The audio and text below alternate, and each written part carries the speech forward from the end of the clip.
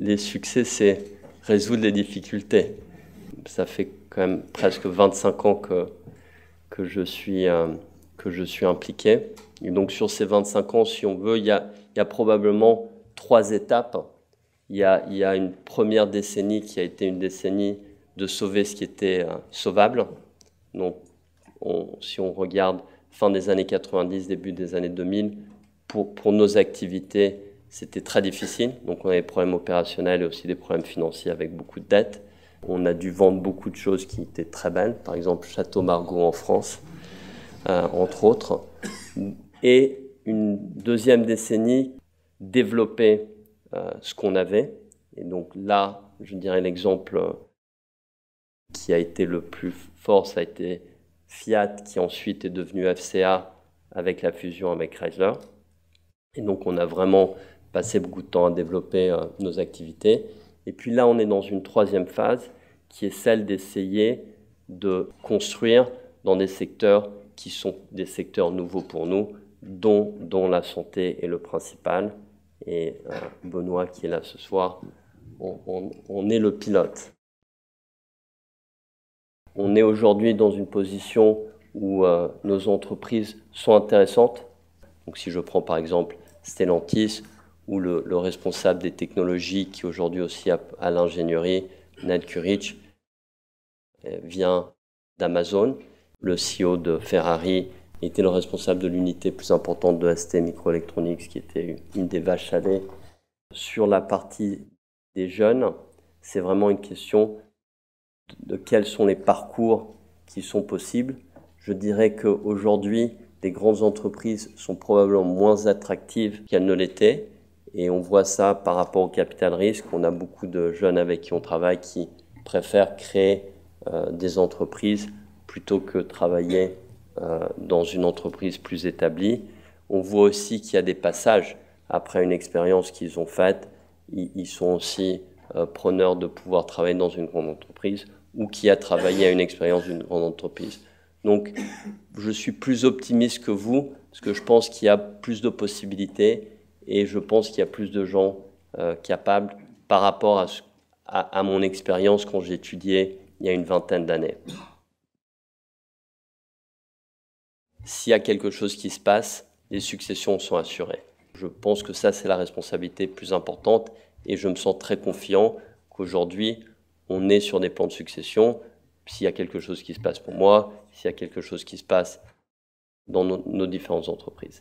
Par rapport à la génération familiale et quel va être leur engagement et leur intérêt, laisser à une génération qui vient après la possibilité qu'ils puissent s'exprimer au mieux, la meilleure éducation possible pour les intérêts qu'ils ont. La Fondation Agnelli est dédiée à l'éducation et elle a cette capacité de faire du travail conceptuel et d'études et aussi du travail pratique. Donc, 2 exemples. On a essayé de comprendre comment les écoles physiques, les bâtiments des écoles devaient être.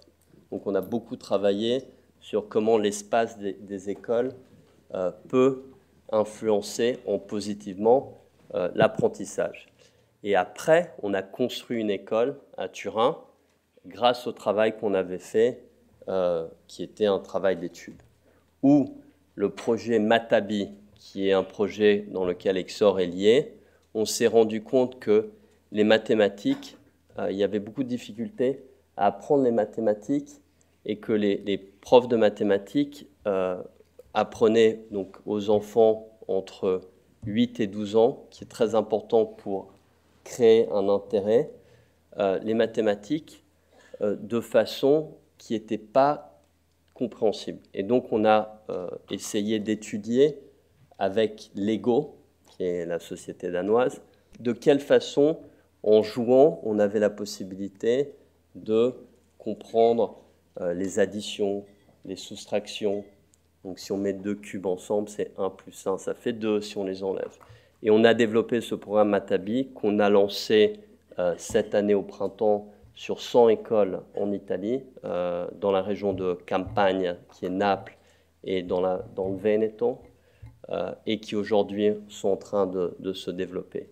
Et le troisième exemple, on a contribué comme plus grand donneur, comme Stellantis, qui s'appelle le Science Gateway, qui est un projet qui permet au CERN, qui est le plus important centre de recherche élémentaire au monde, qui est à Genève, de pouvoir permettre aux gens d'accéder au CERN.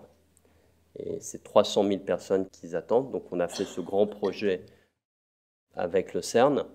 Et on a développé comme Fondation Agnelli un projet pour l'Italie qui s'appelle HOP, HOPE, qui veut dire Hands on Physics, qui sont des modules, 5 modules, qui permettent aux écoles d'apprendre en faisant différentes expérimentations la physique pour des enfants qui ont entre 12 et 13 ans, donc le 6e en France, 6e, 5e.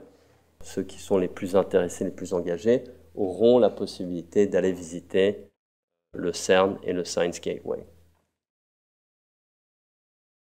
Donc l'anecdote de Ferrari est vraiment cette année où Ferrari a gagné Le Mans.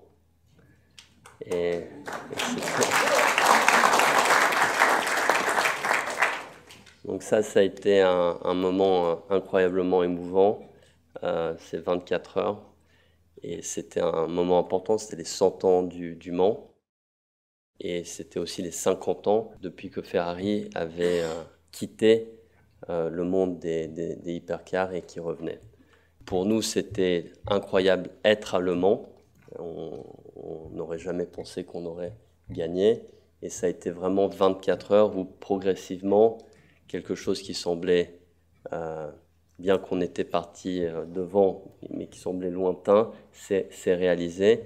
Et à un certain moment, presque à la fin, la voiture s'est fermée au box parce qu'il devait faire une réparation, mais on n'avait pas vraiment compris. Et on était tellement près, et ça a été un moment, après elle est repartie, et tout s'est bien fini. Donc ça a été sûrement aussi un des moments personnels qui ont été les plus émouvants. Par rapport à mon grand-père passait beaucoup de temps au téléphone. Il y avait, quand il y avait pas des smartphones, donc lui passait beaucoup de temps au téléphone. Donc une des choses qu'il faisait, c'est quand je le rencontrais, il me faisait, donc j'étais avec lui, et après il faisait ses appels où j'avais pas la possibilité d'écouter ce que disait l'autre personne, et il trouvait ça très instructif que j'assiste à ces conversations, et après il me parlait de ces conversations pour essayer de comprendre si j'avais compris ce que l'autre interlocuteur Mais la chose qu'il m'a dit comme conseil, qui est toujours aujourd'hui valable, c'est quand je suis entré dans le conseil d'administration de Fiat, j'avais 21 ans, il m'a dit « Personne ne s'attend que tu saches rien, et donc pose des questions ». Et je pense que ça reste toujours valable, le fait de ne pas avoir peur de ne pas savoir.